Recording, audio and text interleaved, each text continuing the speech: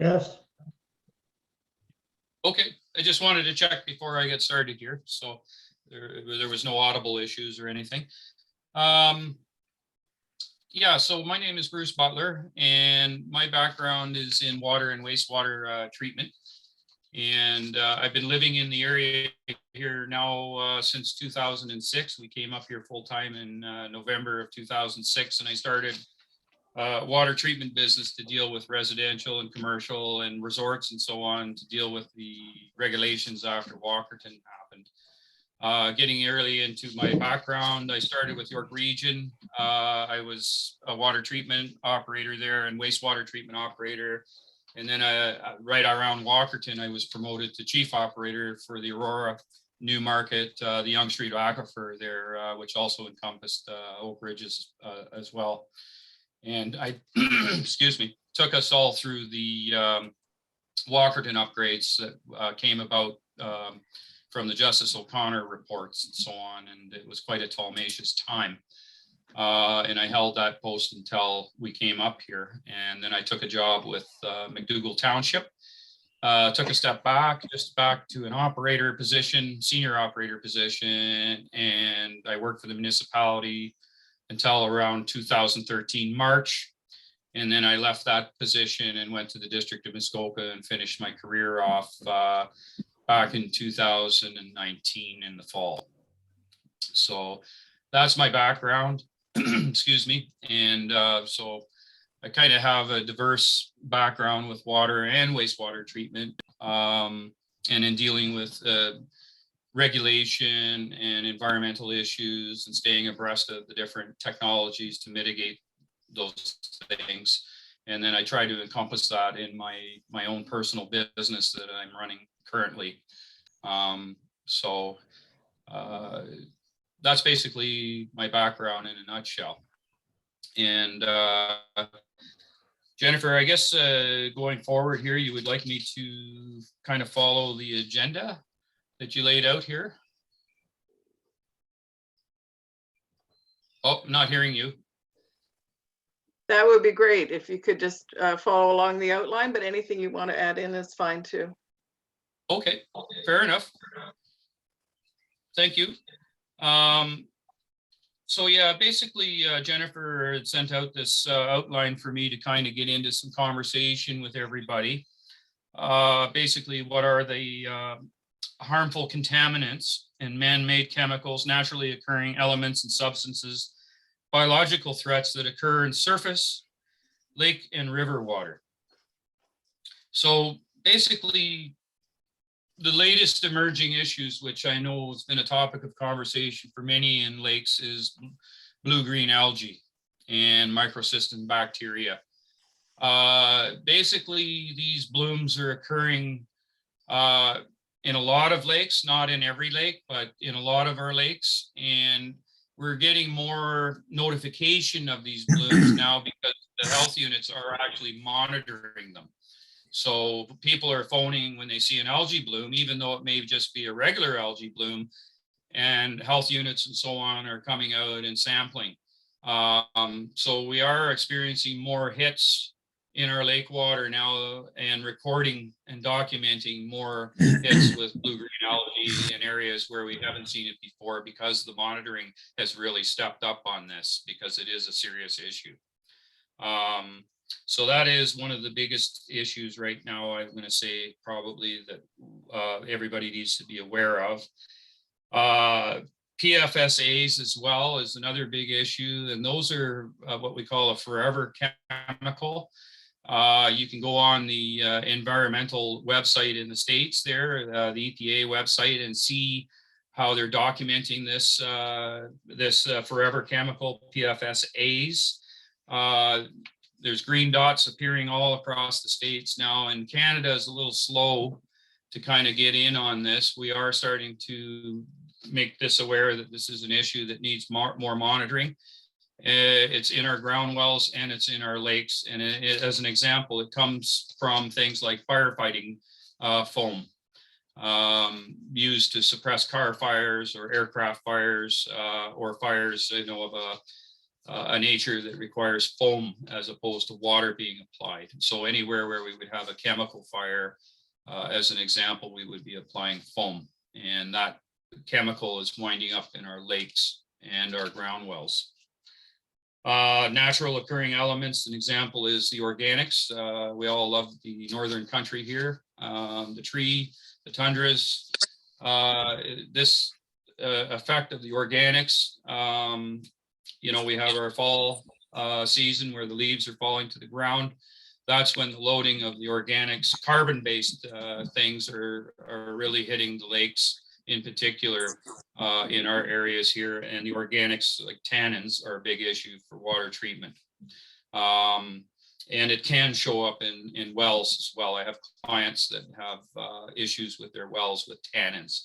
And that often is referred to goody wells, so groundwater under the influence of surface water. And that brings about a whole different set of issues that how we need to treat the well. And as far as biological type threats, Giardia, Cryptosporidium, those are ones that have been around for a long time. They're hard-shelled protozoa that are chlorine resistant. All you need to do is Google back to 1996, Collingwood there. They had a crypto outbreak there, and that brought about them building a ultra filter plant with Xenon at that time. It had the technology, and then later on sold to General Electric, GE, which has been sold again. But that technology actually was developed here in Burlington, Ontario, which has been a great advancement with ultrafilter membrane technology. Again, what is required to remove substances? Jennifer's kind of question here, what will UV filtration or other commonly used treatment systems remove, and what will they leave in the drinking water, and the limitations of each system? Well, that's a really kind of big and diverse area, and I'll try and scale it back so that we can kind of just simplify for conversation. Ultimately, when we do UV filtration, UV really isn't truly filtration. That's a misnomer. I've seen even people talk about UV being filtration. It's not, it's disinfection. Filtration needs to take place ahead of UV so that UV can work properly. So what we have to do is look at the chemistry and the characteristics of the water, whether it's lake or well, and design a system so that the filtration is looking after the issues such as iron, such as hardness, such as tannins that are in the water. And then we can look at putting in, when I do the lake systems in a conventional system, I add in a UV filter ahead of it that's down to 1 micron absolute. And the absolute filter is NSF certified in the United States by the NSF organization to filter down to a 1 micron level for Giardia and Cryptosporidium removal. We want to get those guys out. It helps the filter or the UV, I should say, operate much better because we need ultimately ahead of the UV transmittance, which is the measurement of the ability of the light to disinfect. So that means all the filtration ahead of that has to get us to this point, and that number has to be at least 75% or greater in order for disinfection to take place. And what does disinfection mean with UV versus, say, chlorination? UV is deactivating the reproductive organs of the bacteria that we don't want, rendering them harmless, and basically they just pass through us and end up in our waste and don't cause us any disruption with our gastrointestinal system. With chlorine, again, like getting back to Giardia and Cryptosporidium, those things are hard-shelled protozoa that are resistant to chlorine. So in a water treatment plant municipally, we cannot get them and kill them with chlorine alone. So this is where all new plants now being commissioned whether it be in Ontario or other places in Canada and even in the US now. A lot of them are incorporating membrane technology, at least at the ultrafilter level. It's very expensive. It's a huge capital investment, training, etc., for operations, and protocols all have to be changed in order to manage that type of design of plant. But we get a much better filtered product that's, at least we know that we're getting rid of those things, and we don't wind up with a 1996 scenario there with cryptosporidium like we did with Collingwood, as an example. Just again, as an example, I'm aware that Perry Sound has ultrafiltered plant as well. Tony Anganello, who was the manager at the time, had the foresight at the time when they were reviewing the plant design, because Perry Sound never used to filter, and they knew that they needed to at least be doing filtering. They designed a plant with ultrafilter in it. And so he was kind of ahead of his time in a way by bringing that into Perry Sound. And we also have that type of filtration at the Carling Industrial Park locally as well, that I ended up commissioning myself when I went there.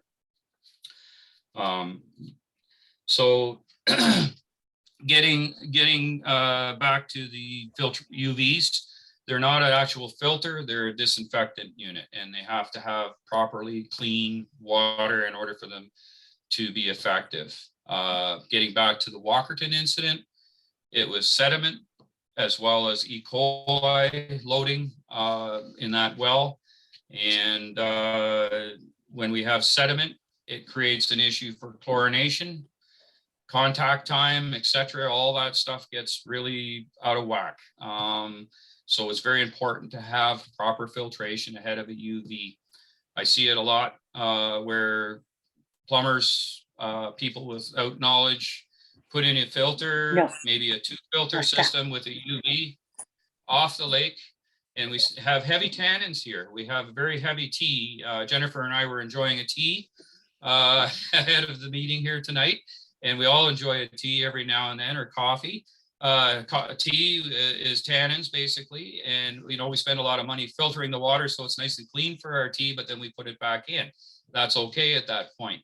When we're doing UV disinfection, we need to make sure that water is crystal clear and clean, at least so that we're getting that 75% transmittance or better. And when we just put in a sediment filter and a carbon block, that's inadequate, especially with today's emerging issues. Again, one thing I didn't mention earlier was climate change. And so now what we're seeing is these events, rainfall events, like, 50 mils of rain in 2 hours, 3 hours, and it's coming in through these tributary rivers that feed into the lakes that we enjoy.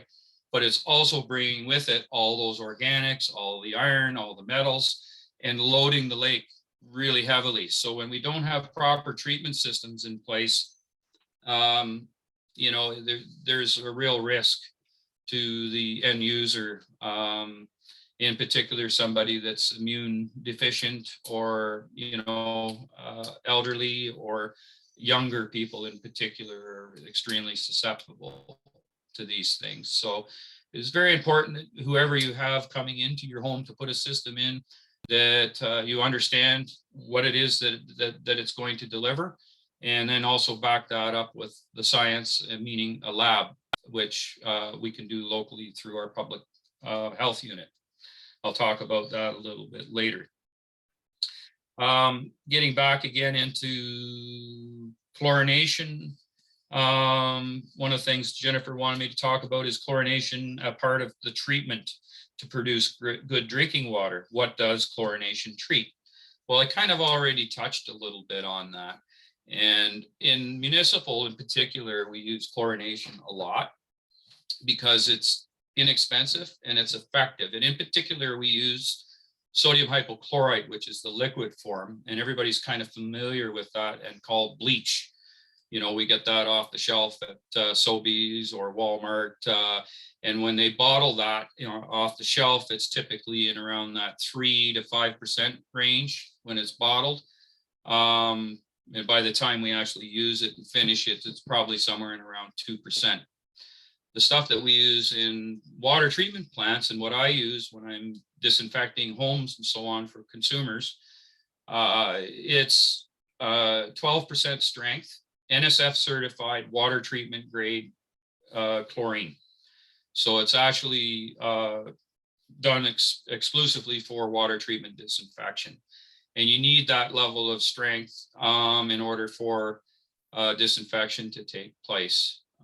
When we do surface water, we have a chart for contact time, and we use a term called 4-log inactivation or 2-log inactivation. And in surface waters, we would need to see 4-log inactivation. So when we were doing our chlorination, pre-chlorination or post-chlorination, we need to meet those CT times in order to meet regulation. When we're looking at doing this on a home basis, it's not the same. We set it up with a tank with its baffled. It's an engineered baffled tank. It kind of looks like your pressure tank that you have on your well or on your lake system, but it's baffled, and we are injecting a certain dosage of chlorine to meet the requirement to generate a free chlorine residual. Personally, I don't see a lot of those systems out and about because it is complex, and you need somebody with knowledge to be able to manage it and operate it properly so that it's not creating other issues.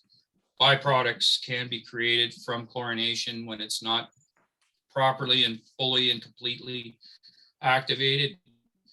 And in municipalities, we monitor for that monthly.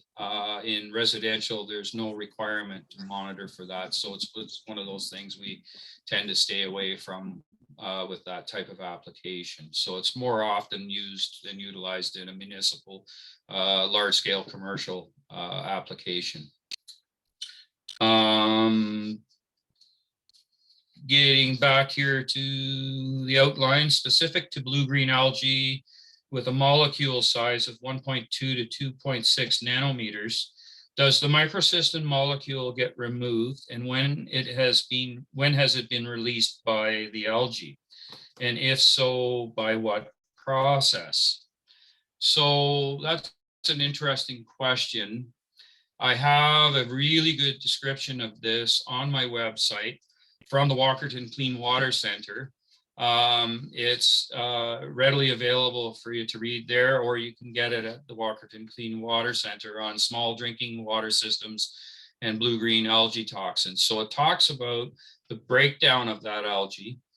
When it's whole and hasn't broken down, it's not harmful at that point.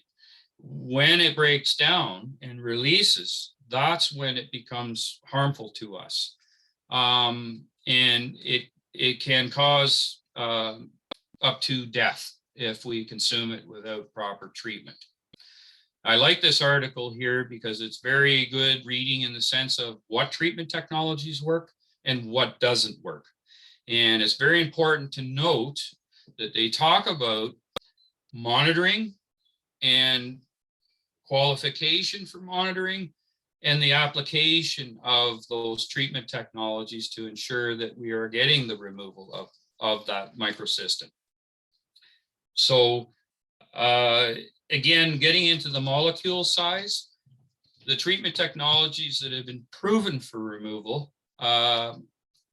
again, by Walkerton Clean Water Center, there's 2 reports, 2014 and 2016, for you to read.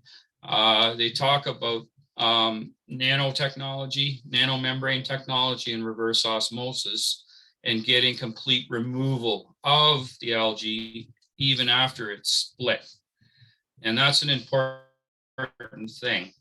When it comes to carbon, granular activated carbon, it is very effective, but it also has to be monitored. So in a case of a municipal plant, which is 24/7, 365-day monitored, there's always an on-call operator. Plus we have controls in place with SCADA systems to remotely monitor or alarm if there's an issue. And that 4-log into activation I spoke to earlier is something that would be monitored, included with that. Nobody is going to be able to do that level of monitoring in their own home. So that's why what's nice is putting in membrane level technology. We can get down into this 1.2, 2.6 nanometer range and remove it. So as always in life, there is no 100% guarantee. But the fact of the matter is that with this level of technology, we've proven that we can get there knowingly. The other technologies that are available, it's really iffy and it needs to be monitored. In light of that, if somebody was to have a bloom in their lake and they had a nanofilter or a reverse osmosis system, I highly recommend monitoring those blooms and what's coming in through even your own tap. Privately at the lab, I believe currently it's somewhere in around $50 to $75 to send in a sample and see what those results are and that the removal is happening. If you don't have those level of technologies, I don't recommend at all that people drink the water at all. And boiling water with microcystin bacteria is ineffective as well. And I think you actually asked me that here further down, if I'm not mistaken, Jennifer. Yeah, I do see it here. So hopefully that kind of covers off the processes, and in more detail, like I said, feel free to go to my website and see that report. I posted it there so that people can see what works, what doesn't work, and then also look at those different technologies that they tested and how the conditions were that they tested those filters in as well at the Walkerton Clean Water Center. They do a lot of great work there, and I highly recommend it as a place to kind of check in on periodically, just if you feel like looking at some reports and studies that they're doing, because they do a lot of studies there. They're really good place for resources here in Ontario and drive a lot of the regulation and changes to municipalities. Regulation 170 is what governs municipalities, small and large here. Even our Tim Hortons camp up on Lorimer Lake is governed by Regulation 170, just as an example. Does the likelihood of contamination of drinking water increase with the size of the blue-green algae bloom? You know, that's another great question, because you know, it's as the bloom increases, I guess I would like people, if you want to know more about this kind of thing, look at 3 Mile Lake outside of Bracebridge. That's been probably the widest studied in Ontario, in our area. It's been blue-green algae inhabited for over 20 years, maybe even longer. It was only maybe really discovered and analyzed properly in around the 20-year, 22-year ago mark, somewhere around 2000, I believe. Not too long, in and around near Walkerton time. And real estate values just plummeted over there. They've never fully recovered. I've had clients that have been out on the lake and they've been in these bays and they get this massive green carpet in the summertime, and basically you can't swim in it, you can't enjoy it. If you even sit on the dock, it gets a smell. It's not a comfortable, enjoyable place to be, or what we would think of, all of us here, of what we enjoy on our lakes. But the potential, there is always a potential for blue-green algae to get nasty and spread and grow. Again, lake stewardship, what you guys are doing, educating people, having somebody like myself talk about some of these issues, bringing awareness. Awareness is huge, because again, what Jennifer was talking about, doing phosphorus analysis next week. Phosphorus, nitrogen, these are things that load and feed algae. So people from the city like to come up and have the beautiful Gulf green grass, but that's not really natural to our area. And so when we start to fertilize and do those things that we're used to doing in the city, and we really, in truth, shouldn't be even doing it in the city, because those contaminants wind up in the storm sewer and wind up in Lake Ontario, of which, again, we're drawing our lake water, our drinking water. So it's really not a good thing, period. But those are habits that we bring to the lake. And then the other thing is detergents and so on, whether it's soaps for your hair, soap that you might be using for hand washing, or detergents for your laundry. We need to make sure that those are eco-friendly and paraben-free, fragrance-free, all those sorts of things. That all helps with keeping that in check with the lake. And then, of course, first and most importantly is that the septic system is functioning properly. And that also means getting pump outs regularly. So this is all French to people that come up from the city, because they're just used to going to the tap, turning it on, and it disappears. I hear this a lot from people. So it's a very important process to educate people of how we need to behave around the lake. And that's also going to help with our lake health. On a more natural basis, the loading that it happens in the way of organics and stuff coming in with these 50 mil rains that in 2-3 hours that I talked about, and pushing all this material from the tributaries, because we're in the Canadian Shield here, we don't have a lot of natural attenuation in our geography. So what happens is you might have a layer, an old growth bush of 3-4 feet of topsoil, and below that you have hard cap shield. So that water just shoots underneath and runs right to the tributary and right out to the lake with all that loading. And, you know, like I said, that also creates issues within the lake that helps feed algae in general. There's all kinds of algae, but in particular, like I'm talking about here, blue-green is a really particular interest due to the toxins that can be released and that are deadly. Last year, there was a bloom out in Nova Scotia. I forget the name of the lake now, but the public was told not to drink the water, and there was a couple of dogs out there that had drank the water and died as a result of drinking the water. So it's not just humans, it's also your pet. You need to keep them out of the lake if there's a bloom. A heavy bloom, that is, that's being monitored by the health unit. And they do post it on the health unit website.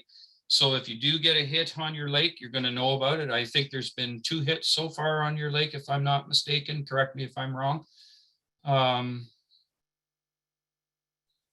One in 2019. Okay. I know we've also had a couple of hits over here on Horseshoe Lake in Seguin. And there's been a couple of other lakes as well. But typically what I see is where we have low, slow moving changeover with the water. That's really where it has a chance to take hold and go. And the other real interesting thing to do is go to Google Maps and Google Lake Erie and get on into the state side there, and you'll see this lovely green carpet that shows up every year there. Those water treatment operators down there have specific procedures every year that they have to adhere to for the bloom, because it happens all the time there in Lake Erie, being a shallow lake. And that's just where it tends to flow to. It can appear in other places in Lake Erie, but usually down in that southerly corner of the lake, you can see on Google Maps the bloom. It's really quite something. Why is boiling water an ineffective way to remove toxins from water where blue-green algae bloom is occurring?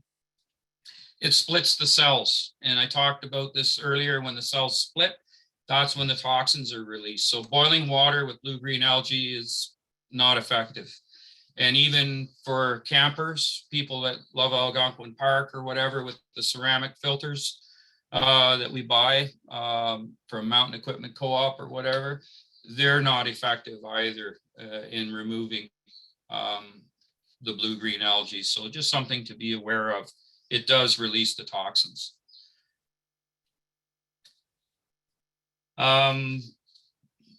Getting away from the lake water and getting into well water.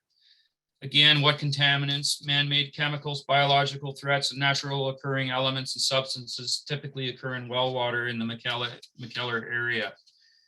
Well, again, that's kind of a big thing, because what I see up here with wells is very different than what we see with wells, say in Guelph, Milton, Niagara Escarpment, or even out in Picton, or even in York Region, the wells that I worked there. It's again due to our unique geography. We have some real challenges with our wells. In fact, in many cases, to treat the wells is a lot more difficult and complex with the chemistry to get to good, clean water that we can disinfect properly with a UV than dealing with the lake water. Things like tannins in particular can be in the well. And then you get the addition of metals. So the iron, manganese are a big issue, and hardness. I do have clients that have high level saline water. So it's almost like you can't drink the water. You can't use the water. It's a drilled well. They don't have the option of the lake. That's where we have to use the nano or reverse osmosis whole home technology in those cases. And we're talking TDS of 3,500. So TDS, if you're not familiar with that term, is total dissolved solids. And that is the measurement of all the salts and minerals that are in the water competing in the filtration process. And that's a nice number for me. When I come in and I look at that, I can kind of see what the makeup of that water's. If we're down around 100, that's really good in our wells. If we're up around 1,000, 1,200, 3,500, that really presents some real challenges to get that water so that it's usable in the household for people.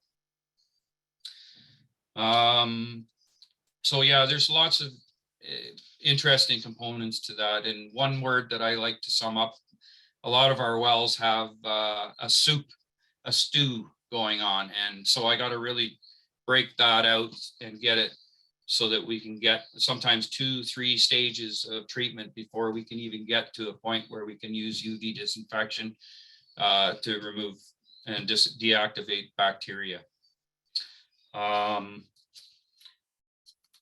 Again, here, what types of systems are employed for removing the substances? What does each type of system remove, and what do they leave? So when we get into conventional type systems, one other thing I would like to mention here, when we drill a well into the granite, a lot of times what we're doing is going through maybe 20 feet, 10 feet of real cover or ground cover, and then we're going into the granite, and then boom, we're into a hole maybe of clay and maybe a tiny little bit of old sand if it was an old lake bed or something like that, but then it's back into the granite again. And that granite has many different fractures in it as we go down. And unlike wells that are installed in York Region or Guelph or Milton or Kitchener, Waterloo, you're going to have one piece of casing installed up here. So a 20-foot piece of casing is normal. And then they grout when they hit that granite, the casing, to ensure the seal so that we don't have the surface water penetration around the cone of influence of the well. And that's what we call the attenuation zone around the well.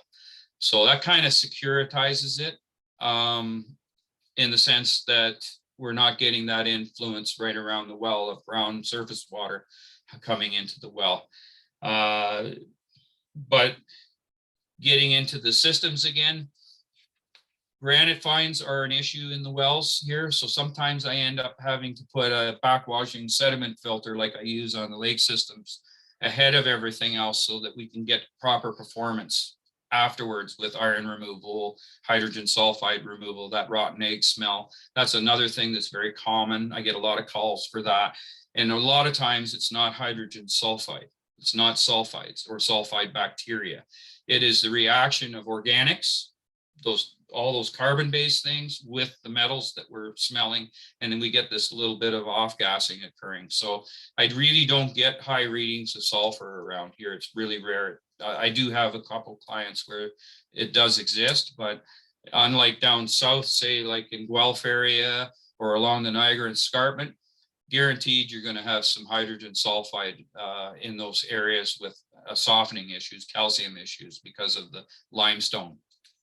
So again, it's a lot of what we get to deal with in the area here is due to our geography and what it is that we're here actually truly to enjoy, and the beauty that we all enjoy with the lakes in the area and the hard-capped shield. Again, how well water can become contaminated, E. coli from septics and farms, and specifically how do contaminants get into the wells. 2 years ago, when COVID started, I was doing a lot of webinars through the CWQA, which I'm a member of, the Canadian Water Quality Association. And the webinar that I joined in on that day was absolutely fascinating to me, having worked a background of wells and so on in York Region for many years. Two water engineers, water treatment engineers working, she was working in Pennsylvania, and the other gentleman was working on the rock in Ireland. And Ireland is very unique in the sense of, like us, it has all rock and E. coli issues in the rural areas due to the farming and so on, and very shallow dug wells. So the runoff goes right in there.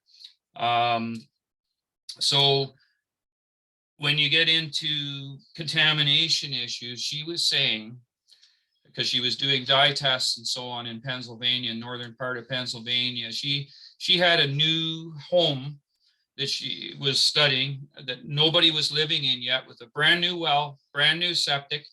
They dye tested in the septic.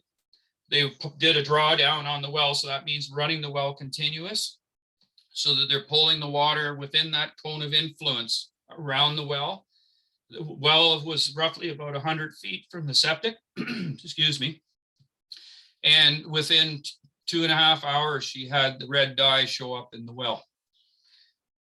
As a result of that, her main comment was, anybody in a rural setting, us people out in the field doing the work that we do with water treatment, need to educate people and make them understand, when you have a septic and you have a well within proximity of each other, whether it's a couple 100 feet, 300 feet, whatever, you're going to potentially have that problem at some point in time within your time on that property. Drawing and getting E. coli from the septic, because our septic systems, the majority of septic systems that we have out there, are not tertiary treatment. It's a very low level of treatment, and E. coli does flow through the septic and back into the groundwater table. And so when you are pumping down that well, you are drawing that water from that septic field potentially towards that cone of influence within the well area. Therefore, we need to be ensuring that people have UV disinfection in rural systems. And that was really her biggest comment. And out of that as well, she said you would have to drill a well with 2 miles away from a septic system in order to ensure that you didn't have septic influence on the well. So that's something to be mindful of, again, being in our rural setting. And with more and more people coming into the area full time, that's also going to increase the amount of contaminants entering into the groundwater table. So something to be mindful of.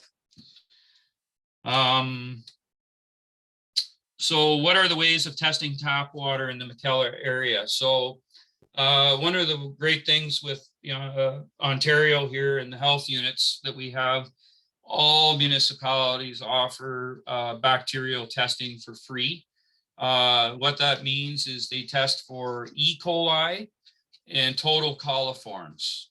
They don't do HPC, heterotrophic plate counts, or anything like that. It's just those two, EC and TC, you'll see them defined as on the test. In our health unit here for your area in McKellar, it's Tuesdays and Thursdays, as it is for my people here in Seguin Township where I reside. And it's free for people to drop those bottles off, and you should get them in before noon. There's a refrigerator in the Perry Sound Mall that you can drop them off at. So that's free again. And there are people as well in the area that do offer that service if you choose to use it. But that's going to a private lab and not to the health unit for testing. And other testing can be arranged as well with doing private lab versus the health unit lab. They're only going to do those two things. And typically, if you have a hit, say, if it's not 0-0, it's 0-1, so 0 E. coli, 1 total coliform, you're going to get told not to drink your water and get somebody out to look at it and see what's going on. And again, if I might tie into that complacency, I see it all the time. People say, well, I've been drinking the water, I've been drinking the lake water for 30 years, nothing's happened.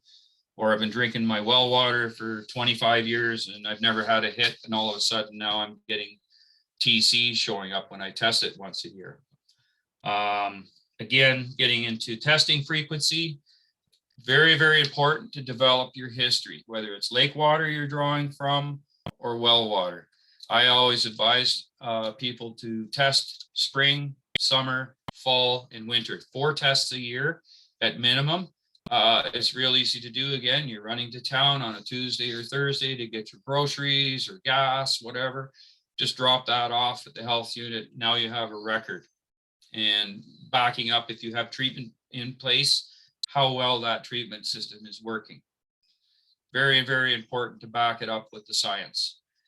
What we don't know is what can cause problems with us or death ultimately. And nobody wants to consume water that ends up, taking a life. So it's pretty simple to do actually, and very much available. Those bottles as well are available for people to grab. So if you want to grab 5, 10 bottles or whatever, I don't advise getting many more than that because sometimes they change the paperwork year over year. So it might be a good idea to get your 4 bottles for the year or 5 bottles, whatever, if you want to do 5 and just hang on to them for the year, but make sure you do it spring, summer, fall, and winter. And one other thing I like to tell people too is if we have a really severe rain event and you're drawing your water from the lake, it's always a good idea within a day or two to take a sample and send it in just to make sure that things are good as well, and with wells as well, because they can be under the influence of surface water as well. Drinking water treatment versus whole home treatment. So that's an interesting point there, Jennifer, if I might say. So drinking water treatment, so you're talking about point of use versus the whole home, correct? That's right, yes. In your question. Okay. So again, I've seen where a plumber or somebody without knowledge has come in and put a reverse osmosis small under the counter system in, no UV disinfection, straight off the lake. Maybe they have a rain fresh filter from Canadian Tire coming in on the incoming after the pressure tank.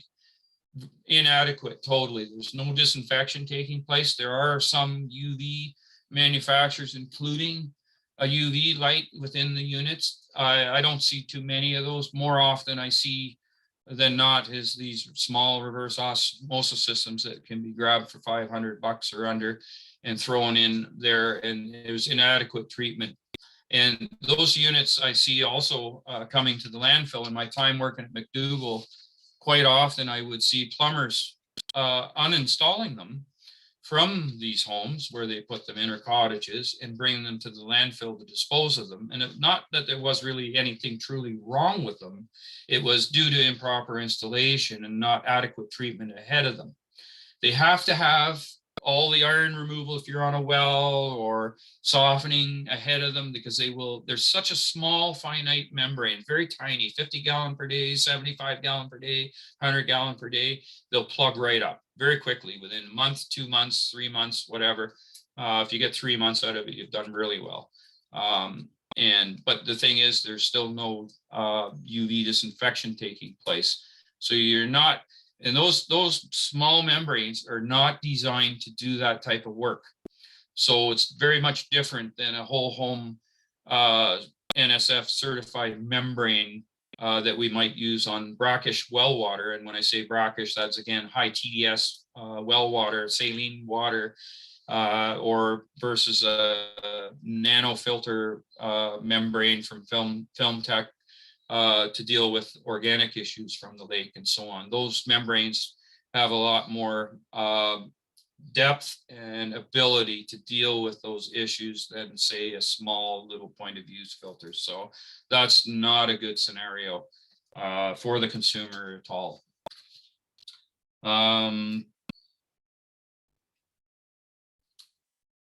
Hopefully that kind of gives you a good idea there again with where we're going with whole home treatment. People may have some questions with regards to that. I think that pretty much covers that all. I would be happy to take questions if anybody has questions.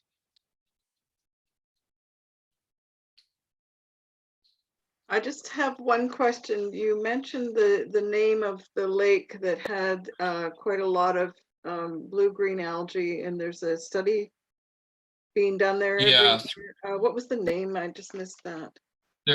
There's a lot of information related to outside of Bracebridge on Highway 141, Utterson. There is 3 Mile Lake. Okay. In Muskoka Lakes District. It's been a really good case study for blue-green algae. Mm-hmm. Yeah. And it's kind of funny because people come up from the city and buy there and don't have, they get excited about buying a cottage and they don't understand that there's this issue. And then when they're there in the summer, all of a sudden they got this green carpet out at their front doorstep and smell. Mm-hmm. And then they start to get filled in with the information. And some of my clients that I've had down there have had wells, and of course they're not drawing from the lake. So they were okay that way. But it's kind of, a lot of my clients have been quite concerned about their own health and the family health of swimming in that lake or using that lake, as we all enjoy a canoe ride or a kayak ride or a water ski, that sort of thing. Because when you do fall in the lake, for instance, when you water ski, sometimes you can't help but get a gulp of water. So you can only imagine what that would be like if you got a green carpet gulp. Well, yeah. So anyways, there's quite a bit of information online for that. Bruce, can you tell me, does the health unit keep a history of the tests that they've done for me? To the best of my knowledge, I'm answering this question, and that is no. It's up to you, the homeowner.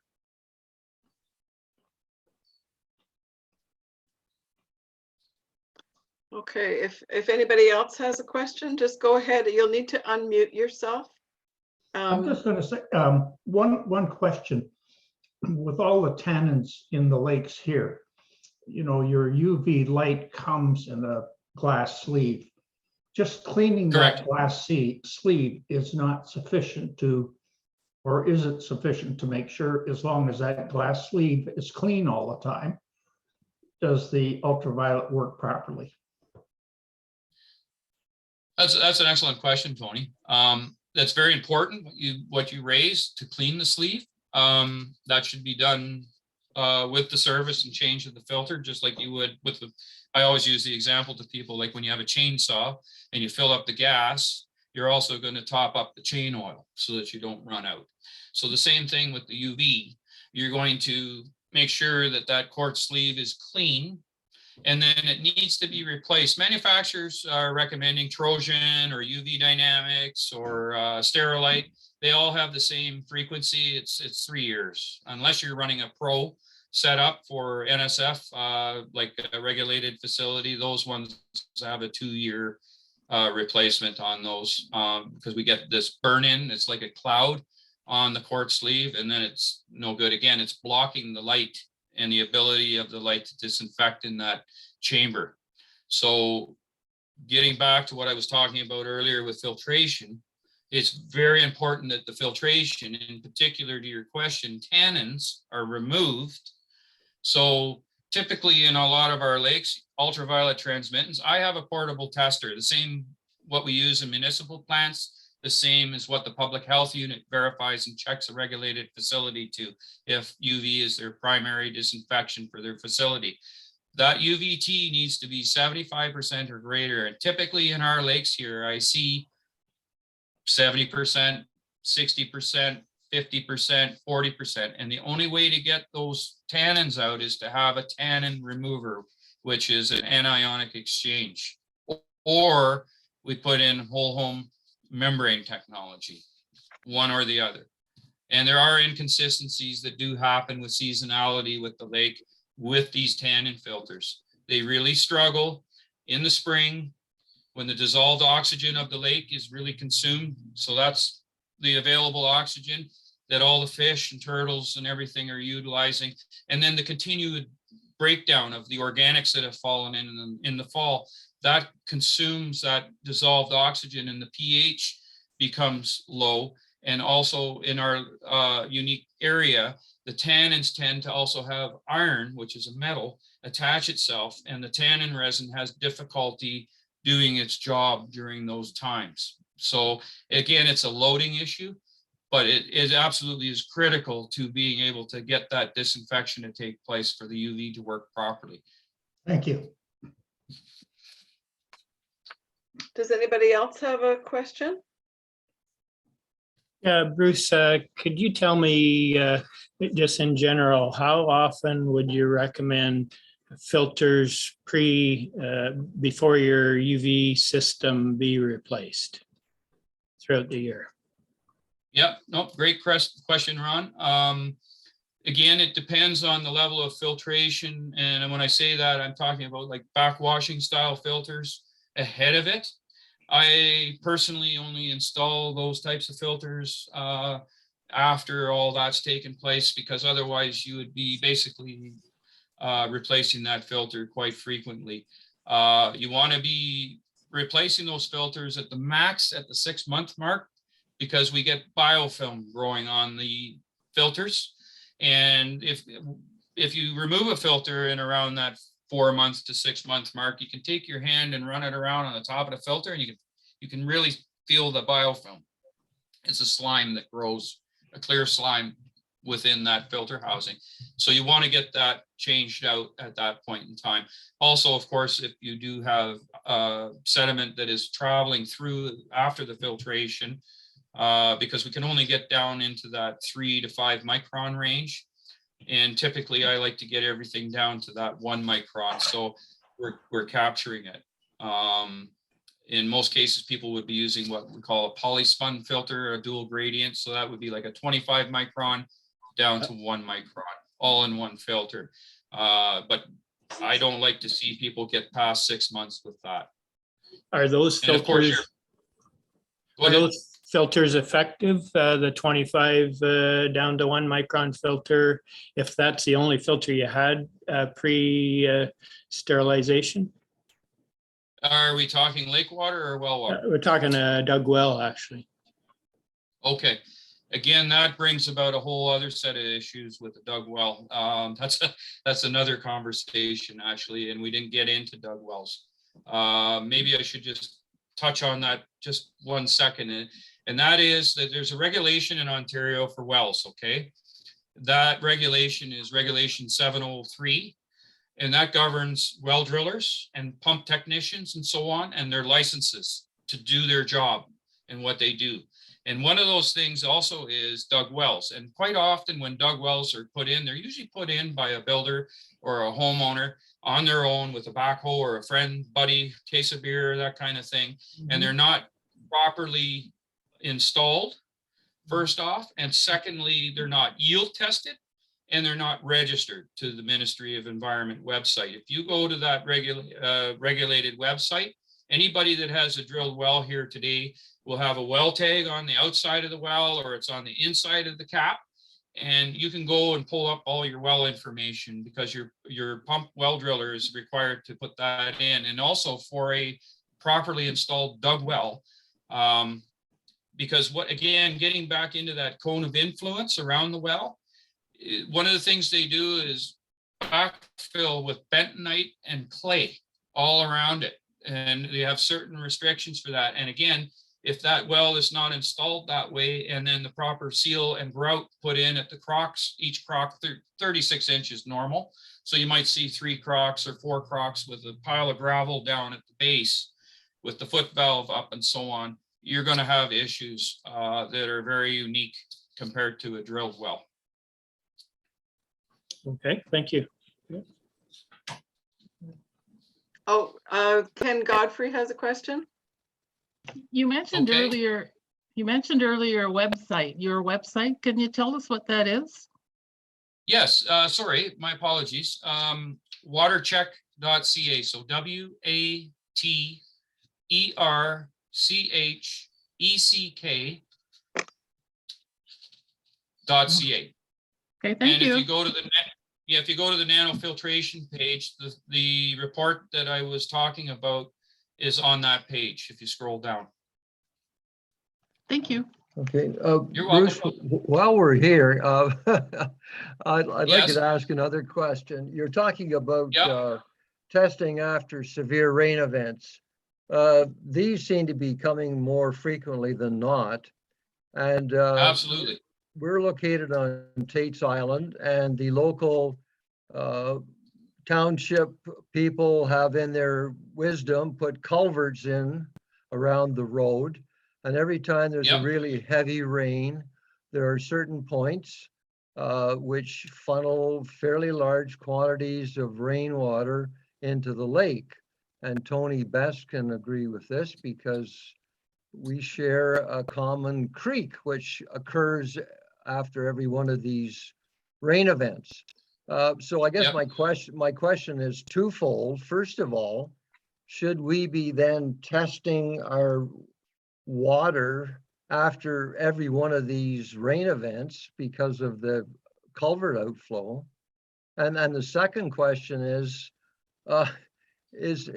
there any engineering solution to this which would prevent that occurring, in your opinion? Yes, great questions. Yes, I think it's formidable to do those tests. And like I said, it's a rain event. And yes, we do get them more frequently, and we still don't know where this is going, right? This is a story that's being written every year, and it changes. It's rapidly changing. Even, fires. We're seeing such different weather and conditions than we've ever seen. So I think it's a very smart thing to do, especially if you're using that water, brushing your teeth and drinking it and so on. It's a very simple thing that you can do that will give you the reassurance that your treatment system is performing as it is expected. Getting into your second question about stormwater management, having come from a municipal background, yes, there is engineering solutions, but they're very expensive, and it's called retention tanks.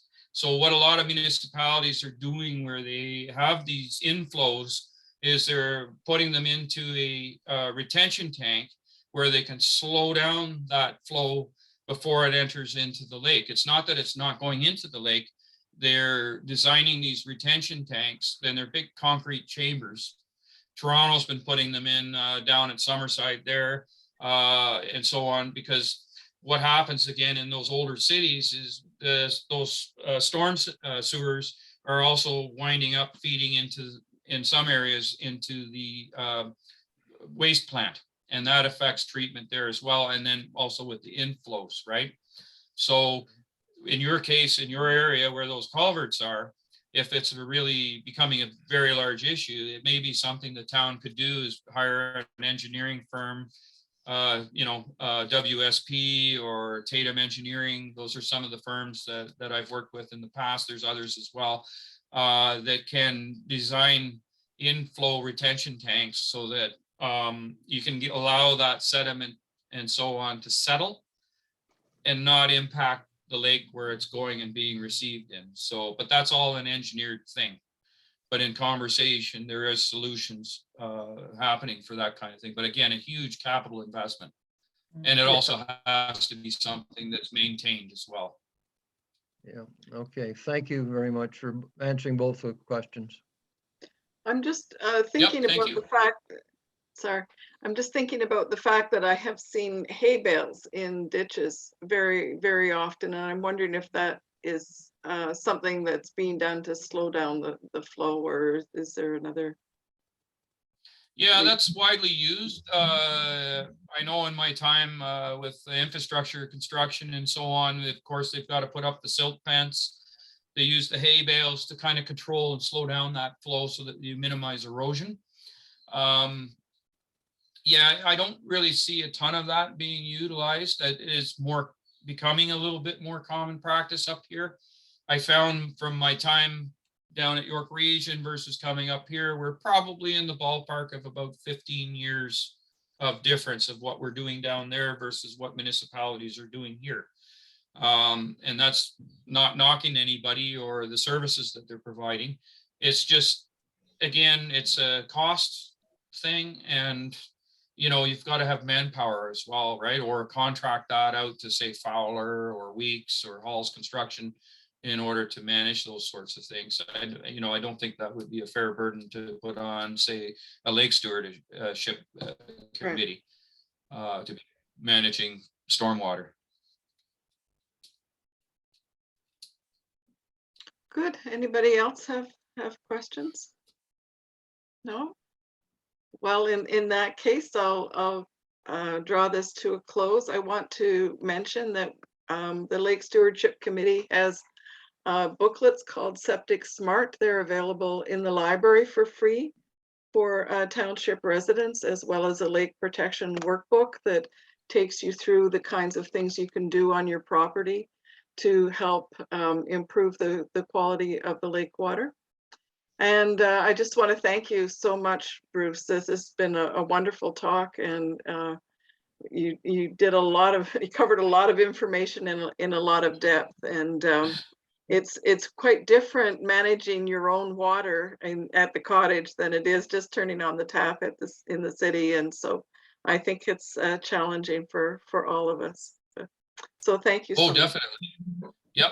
No, thank you very much for having me, and hopefully people got something out of it. If you have questions, on the front page of my website is a contact info and a message box. So even if you don't get it through this time or think about it at this time and have something come up in your head a couple of weeks from now, or somebody raises something with you and you want to ask, you can just shoot it through to me that way as well.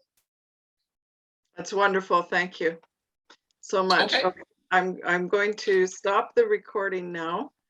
Thank you very much, Bruce. Yeah, thank you very much for having me. My pleasure. So you're very welcome to stay on this meeting call. We're about to continue on with the Lake Stewardship Committee meeting. I'm just trying to. I'm actually going to sign off.